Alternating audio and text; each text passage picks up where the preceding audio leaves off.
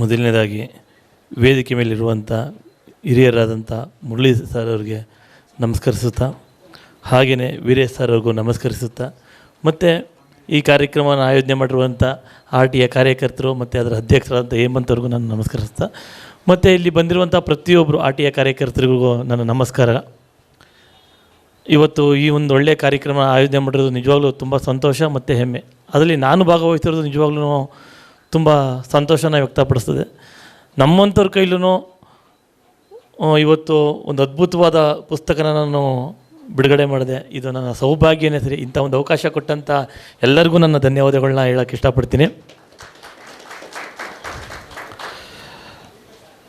ಈ RTI ಸಂಬಂಧಪಟ್ಟಂಗೆ ಇವತ್ತು ಏನು ಈ ಕಾರ್ಯಾಗಾರ ನಡೀತಿದೆ, ನಿಜವಾಗ್ಲೂ ಇದು ಒಂದು ಒಳ್ಳೆಯ ಬೆಳವಣಿಗೆ. ಅದು ಮೈಸೂರಲ್ಲಿ ನಡೀತಾ ಇರೋದಂತೂ ನಿಜವಾಗ್ಲೂ ನಮ್ಮ ಮೈಸೂರಲ್ಲಿರೋರಿಗೆಲ್ಲ ಹೆಮ್ಮೆನೆ. ಇದಕ್ಕೆ ಇನ್ನೂ ಹೆಚ್ಚೆಚ್ಚಿನ ಜನಗಳು ಇದಕ್ಕೆ ಬಂದಿದ್ರೆ ಇನ್ನೂ ತುಂಬ ಸಂತೋಷ ಆಗ್ತಿತ್ತು. ಆದರೆ ರಾಜ್ಯದ ಎಲ್ಲ ಮೂಲೆಯಲ್ಲೂ ಬಂದಿದ್ದೀರ, ತುಂಬ ಸಂತೋಷ. ಯಾಕೆ ಅಂತ ಹೇಳಿದ್ರೆ ಈ ಹೋರಾಟ ಮನೋಭಾವನೆಗಳನ್ನ ನಾವು ಜೀವನದಲ್ಲಿ ಅಳವಡಿಸ್ಕೊಳ್ದೇನೆ ತುಂಬ ಹಿನ್ನಡೆನ ಅನುಭವಿಸ್ತಿದ್ದೀವಿ. ಇವತ್ತು ಏನಾದರೂ ಒಂದು ಸರ್ಕಾರಿ ಕಚೇರಿಗಳಿಗೆ ಹೋಗಿ ಅವ್ರನ್ನ ನಾವು ದೇವ್ರುಗಳ ಥರ ನೋಡುವಂಥ ಭಾವನೆಗಳಿತ್ತು. ಯಾವಾಗ ಈ RTI ಅನ್ನೋದೊಂದು ಬಂತೋ, ಈಗ ಅವರು ದೇವ್ರುಗಳಿಗಿಂತ ನಮ್ಮ ಕೆಲಸ ಮಾಡೋಕ್ಕಿರುವಂಥ ಸೇವಕರು ಅನ್ನೋದನ್ನ ತೋರಿಸ್ಕೊಟ್ಟಿದ್ದು ಯಾರಪ್ಪ ಅಂತ ಹೇಳಿದ್ರೆ ಈ RTI ಕಾರ್ಯಕರ್ತರುಗಳು. ಅಂಥವ್ರಿಗೆ ನಾನು ನಮಿಸ್ತೀನಿ. ಯಾಕೆ ಅಂತ ಹೇಳಿದ್ರೆ ನಾನು ಓದಿಲ್ಲ, ನಾನು SLCನೇ ಓದಿರೋದು. ಎಲ್ಲೋ ಒಂದು ಕಡೆ ಅವ್ರು ನಮ್ಮ ಕೆಲಸ ಮಾಡಿಕೊಡೋಕ್ಕೆ ಅವ್ರು ಅನ್ನೋಕ್ಕಿಂತ ನಾವೇ ಅವ್ರ ಕೆಲಸ ಮಾಡೋವಂಥದ್ದು. ಹೋಗಿ ಮತ್ತೊಂದು ಏನೋ ಕೇಳಬೇಕು ಅಂದರೆ ಕೀಳಿರಿಮೆ, ಕೀಳ್ಭಾವನೆ, ಮತ್ತು ನಾವು ಏನಾದ್ರು ಹೋದರೆ ಬೇರೆ ಥರ ನೋಡ್ತಾಯಿದ್ರು. ಆದರೆ ನಿಜವಾಗ್ಲೂ ಈ ಹೋರಾಟ ಮನೋಭಾವನೆಗಳನ್ನ ನಾವೆಲ್ಲ ಬೆಳೆಸ್ಕೊಂಡಾಗ ತುಂಬ ದೊಡ್ಡ ವ್ಯಕ್ತಿಗಳಾಗಿ ಬೆಳೀತಾ ಇದ್ದೀವಿ. ಇದಕ್ಕೆ ಉದಾಹರಣೆ ಒಂದು ಹೇಳಬೇಕು ಅಂತ ನಾನು ಇಷ್ಟಪಡ್ತೀನಿ. ಇದು ನೈಜವಾಗಿ ನಡೆದಿರುವಂಥ ಘಟನೆ. ನನ್ನ ಹೆಸರು ಬಸವರಾಜು ಅಂತ, ಬಸವ ಮಾರ್ಗ ಫೌಂಡೇಶನ್. ಇದು ಕುಡಿತ ಮುಕ್ತವಾದ ಜೀವನ ನಡೆಸೋದು ಮತ್ತು ವ್ಯಸನಕ್ಕೆ ದಾಸರಾದಂಥ ವ್ಯಕ್ತಿಗಳನ್ನ ಕರ್ಕೊಂಡು ಬಂದು ನಾವು ಇಲ್ಲಿ ಸುಮಾರು ಸರಿ ಒಂದು 10,000 ಜನಕ್ಕೂ ಸಂಸ್ಥೆ ಉಪಯೋಗ ಮಾಡಿದೆ. ಇದಕ್ಕಿಂತ ಮುಂಚೆ ನಾನು ಒಬ್ಬ ವ್ಯಸನಿಯಾಗಿದ್ದೆ. 17 ವರ್ಷ ಸತತ ಕುಡಿತ ಚಟಕ್ಕೆ ಬಲಿಯಾಗಿ ಅದರಿಂದ ಹೊರಬಂದು ಈ ಸಂಸ್ಥೆನ ಕಟ್ಟಿ ಇವತ್ತು ಮೈಸೂರಲ್ಲಿ ನಮ್ಮದೇ 4 ಬ್ರ್ಯಾಂಚ್ ಇದೆ. ಹೆಚ್ಚು ಕಡಿಮೆ 400ರಿಂದ 500 ಪೇಷಂಟ್ಸ್ ಇದ್ದಾರೆ.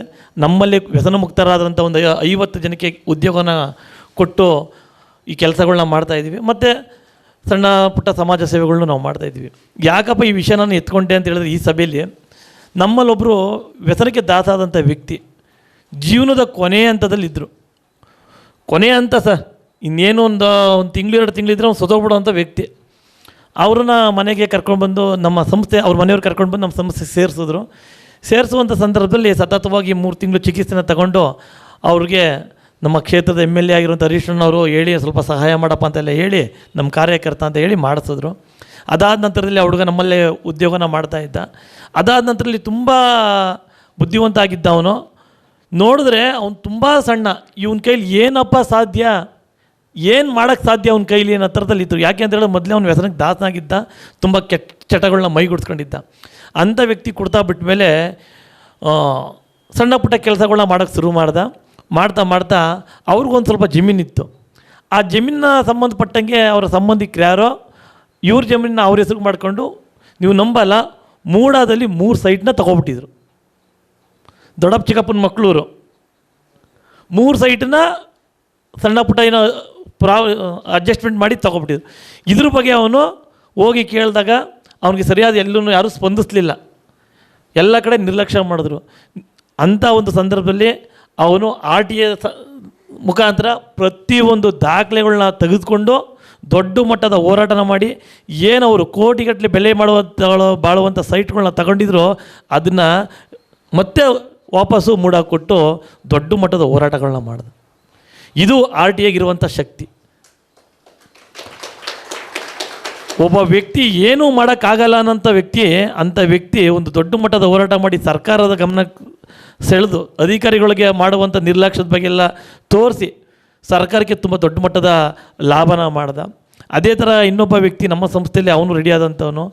ನಮಗೆ ವಿದ್ಯೆ ಹೇಳ್ಕೊಟ್ಟಂಥ ಗುರುಗಳು ರಿಟೈರ್ಡ್ ಆದಂಥ ಸಂದರ್ಭದಲ್ಲಿ ಅವ್ರಿಗೆ ಸಿಗಬೇಕಿದ್ದಂಥ ಸರ್ಕಾರದ ಸ್ವಲ್ಪ ಹಣಗಳು ಮತ್ತೊಂದು ವ್ಯವಸ್ಥಿತವಾಗಿ ಮಾಡೋಕ್ಕೆ ಈಗ ಬಾ ಅಂತ ಅಳ್ಳಾಡಿಸ್ತಾಯಿದ್ರು. ಅಂಥ ಒಂದು ಸಂದರ್ಭದಲ್ಲಿ ಇವನ್ನ ನಾನು ಇಲ್ಲಿಂದಲೇ ಕಳಿಸ್ಕೊಟ್ಟೆ. ನೋಡಪ್ಪ, ಹಿಂಗೆ ನಮ್ಮ ಟೀಚರ್ಗೆ ತುಂಬ ತೊಂದರೆ ಆಗ್ತಾಯಿತ್ತು, ಸ್ವಲ್ಪ ಹೋಗಿ ಏನೋ ಸಹಾಯ ಮಾಡಿಕೊಡು ನೋಡೋಕೆ. ನೀವು ನಂಬಲ್ಲ ಸ್ನೇಹಿತರೆ, ಒಂದೇ ದಿನದಲ್ಲಿ ಆಗಬೇಕಿರೋವಂಥ ಕೆಲಸನ ಸಂಪೂರ್ಣ ₹1 ದುಡ್ಡು ಕೊಡ್ದೇ ಕೆಲಸ ಮಾಡಿಸ್ಕೊಂಡು ಬಂದು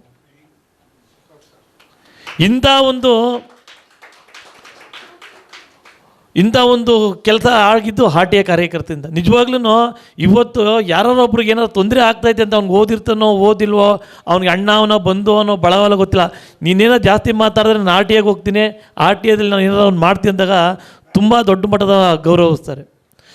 ಮತ್ತು ಇವತ್ತು ನೀವೇನು ಈ ಕಾರ್ಯಕ್ರಮದಲ್ಲಿ ಭಾಗವಹಿಸಿ ಏನು ಹೋರಾಟಗಳನ್ನ ನೀವೆಲ್ಲ ಮಾಡ್ತಾಯಿದ್ದೀರಾ, ನಿಜವಾಗ್ಲೂ ಹೆಮ್ಮೆ ಪಡುವಂಥ ವಿಷಯಗಳು.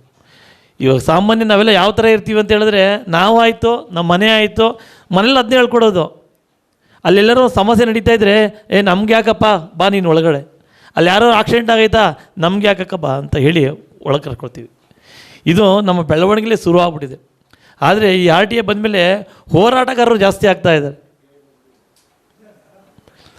ಯಾಕೆ ಅಂತ ಹೇಳಿದ್ರೆ ಇದು ಶಕ್ತಿ ಯಾರೂ ಗೊತ್ತಿರಲಿಲ್ಲ. ಈಗ ಪ್ರತಿ ಹಂತವಾಗಿ ಎಲ್ಲರಿಗೂ ಇದು ರೀಚ್ ಆಗ್ತದೆ. ಈ ಹೋರಾಟಗಳನ್ನ ನೀವು ಮಾಡಬೇಕು ಅಂತ ಹೋದಾಗ ಫಸ್ಟು ನಿಮ್ಗಾಗದೆ ಅವಮಾನ, ತೊಂದರೆ, ಸಮಸ್ಯೆ ಮತ್ತು ನಿಮ್ಮನ್ನ ತುಂಬ ಕೆಟ್ಟ ಮಟ್ಟದಲ್ಲಿ ಬಿಂಬಿಸೋ ರೀತಿನ ಮಾಡ್ತಾರೆ. ಇದನ್ನು ಯಾರೂ ಮಾಡಲ್ಲ, ನಮ್ಮಲ್ಲಿರುವಂಥ ಅಕ್ಕಪಕ್ಕ ವ್ಯಕ್ತಿಗಳೇ. ಯಾಕೆ ಅಂತ ಹೇಳಿದ್ರೆ ಒಂದು ಹೋರಾಟಗಳನ್ನ ಮಾಡಬೇಕು ಅಂತ ಹೇಳಿದಾಗ ಬರುವಂಥ ಸಣ್ಣ ಸಣ್ಣ ಸಮಸ್ಯೆಗಳನ್ನ ನಾವು ಎದುರಿಸಲಿಲ್ಲ ಅಂತ ಹೇಳಿದ್ರೆ ಯಾವುದೇ ಕಾರಣಕ್ಕೂ ನಾವು ನ್ಯಾಯನ ಒದಗಿಸೋಕ್ಕಾಗಲ್ಲ. ತುಂಬ ಜನ ಹೋರಾಟಗಾರ ಆಗೋಕ್ಕಂತ ಬರ್ತಾರೆ, ಬಂದಂಥ ಕೆಲವೇ ಸಣ್ಣ ಪುಟ್ಟ ಸಮಸ್ಯೆಗಳನ್ನ ಎದುರಿಸ್ತೇನೆ ಹೋಗಿ ಅದನ್ನು ಕೈ ಬಿಟ್ಬಿಡ್ತಾರೆ. ಅಂಥ ಹೋರಾಟಗಾರರು ಆಗಬಾರ್ದು. ಯಾವುದೇ ಸಮಸ್ಯೆಗಳು ಬಂದರೆ ಖಂಡಿತ ಹೋರಾಡಿ. ಯಾರು ಈ ಹೋರಾಟಗಳನ್ನ ಮಾಡ್ತಾರೆ, ಮನೆಗೋಸ್ಕರ ಬದುಕೋರಿಗೆ ಮನೇಲಿ ಹೆಂಡತಿ ಮಕ್ಕಳು ತಂದೆ ತಾಯಿ ಮಾತ್ರ ಜೊತೆಗಿರ್ತಾರೆ. ಈ ಹೋರಾಟನ ಮಾಡಿದ್ರೆ ಇಡೀ ಸಮಾಜನೇ ನಮ್ಮ ಹಿಂದೆ ಇರ್ತದೆ. ಅದಕ್ಕೋಸ್ಕರನೇ ಯಾರು ಮನೆಗೋಸ್ಕರ ಬದುಕಿದ್ರೋ ಅವ್ರ ಮನೇಲಿ ಮಾತ್ರ ಫೋಟೋ ಆಗವ್ರೆ. ಯಾರು ಸಮಾಜಕ್ಕೋಸ್ಕರ ಬದುಕಿದ್ರೋ ಅವ್ರು ಇವತ್ತು ನಮ್ಗೆ ಜೊತೆ ಜೀವಂತವಾಗಿ ರೋಡ್ಗಳಲ್ಲಿ ಸ್ಟ್ಯಾಚುಗಳಾಗಿದ್ದಾರೆ. ಇವತ್ತು ನಿಮ್ಮನ್ನೆಲ್ಲ ನಾನು ನೋಡ್ತಾ ಇದ್ದರೆ ತುಂಬ ಖುಷಿ ಆಗ್ತಾಯಿದೆ. ನೀವು ಯಾರೂ ಮನೇಲಿ ಫೋಟೋ ಆಗಲ್ಲ, ರೋಡಲ್ಲಿ ಸ್ಟ್ಯಾಚು ಆಯ್ತೀರ. ಇದೇ ಥರ ಹೋರಾಟಗಳನ್ನ ನೀವು ಮಾಡ್ತಾಯಿರಿ. ನಿಮ್ಗೇನಾರ ತೊಂದರೆ ಬಂತು, ನಿಮ್ಗೇನಾರ ಅವಮಾನ ಆಯಿತು, ನಿಮ್ಗೇನಾರು ಭಯ ಪಡಿಸ್ತಾ ಇದ್ದಾರೆ ಅಂತ ಹೇಳಿದ್ರೆ ನೀವು 100ಕ್ಕೆ 100 ಭಾಗ ನೀವು ಗೆದ್ದಿದ್ದೀರಾ ಅಂತ ಅರ್ಥ. ಯಾಕೆ ಅಂತ ಹೇಳಿದ್ರೆ ಅವ್ರು ಮಾಡುವಂಥ ಅವ್ರಿಗೆ ಭಯ ಆಗಿರ್ತದೆ, ಅವ್ರಿಗೆ ತೊಂದರೆ ಆಗ್ತಾ ಇರ್ತದೆ, ಅವ್ರಿಗೆ ಸಮಸ್ಯೆ ಆಗ್ತಾ ಇರ್ತದೆ. ಅದನ್ನು ನನಗಾಗ್ತಾಯಿದೆ ಅಂತ ಹೇಳೋ ಬದಲು ನಿಮ್ಮ ಮೇಲೆ ಒತ್ತಡ ಏರಿ ನಿಮ್ಮ ಒಂದು ಹೋರಾಟನ ಹತ್ತಿಕ್ಕುವಂಥ ಕೆಲಸಗಳನ್ನ ಮಾಡ್ತಾರೆ. ಆದರೆ ಯಾವುದೇ ಕಾರಣಕ್ಕೂ ನೀವು ಇದಕ್ಕೆ ಬಗ್ಗುವಂಥದ್ದು ವಿಷಯನೇ ಇಲ್ಲ. ನಿಮ್ಮ ಹೋರಾಟ ಇದೇ ಥರ ನಡೀತಾ ಇದ್ದರೆ ನಿಜವಾಗ್ಲೂ ನಮ್ಮ ದೇಶ ಅಭಿವೃದ್ಧಿ ಒಂದು ಕಡೆ ಯಾವುದೇ ಡೌಟ್ಸ್ ಇಲ್ಲ. ಮತ್ತು ನಾನು ಈ ಕಾರ್ಯಕ್ರಮದಲ್ಲಿ ಭಾಗವಹಿಸಿಕೆ ತುಂಬ ಸಂತೋಷ, ತುಂಬ ಹೆಮ್ಮೆ ಅನ್ನಿಸ್ತಾ ಇದೆ. ಇಂಥ ಒಂದು ಕಾರ್ಯಕ್ರಮಕ್ಕೆ ಕರೆದು ಇಂಥ ದಿಗ್ಗಜರ ಜೊತೆ, ನಿಮ್ಮಂಥ ಹೋರಾಟಗಳ ಜೊತೆ ನನ್ನನ್ನು ಈ ಸಭೆಯಲ್ಲಿ ಮಾತಾಡೋಕ್ಕೆ ಅವಕಾಶ ಮಾಡಿಕೊಟ್ಟು ನನ್ನ ಪುಣ್ಯನೇ ಅಂತ ಭಾವಿಸಿ ಇವತ್ತು ನನ್ನ ಜೀವನದ ಸುದಿನ ಅಂತ ತಿಳ್ಕೊತೀನಿ. ಖಂಡಿತವಾಗ್ಲೂ ಇಂಥ ಹೋರಾಟಗಳಲ್ಲಿ ನಮ್ಮ ಇಂಡಿಯನ್ TV ಇರ್ಬೋದು, ಬಸವ ಮಾರ್ಗ ಇರ್ಬೋದು, ನಾವಾಗಿರ್ಬೋದು, ಖಂಡಿತವಾಗ್ಲೂ ನಿಮ್ಮ ಜೊತೆ ಕೈ ಜೋಡಿಸ್ತೀವಿ, ಯಾವಾಗಲೂ ನಿಮ್ಮ ಜೊತೆ ಇರ್ತೀವಿ. ಇದೇ ರೀತಿ ಹೋರಾಟಗಳು, ಇದೇ ಥರ ಕಾರ್ಯಕ್ರಮಗಳು ನಡೀತಾ ಇರಲಿ ಅಂತದಕ್ಕೆಲ್ಲರೂ ನಮ್ಮಲ್ಲಿರುವಂಥ ಪ್ರತಿಯೊಬ್ಬರು ಪ್ರೋತ್ಸಾಹ ಮಾಡೋಣ ಅಂತ ಹೇಳಿ ನಾನು 2 ಮಾತನ್ನು ಮುಗಿಸ್ತೀನಿ. ಎಲ್ಲರಿಗೂ ಒಳ್ಳೆಯದಾಗಲಿ.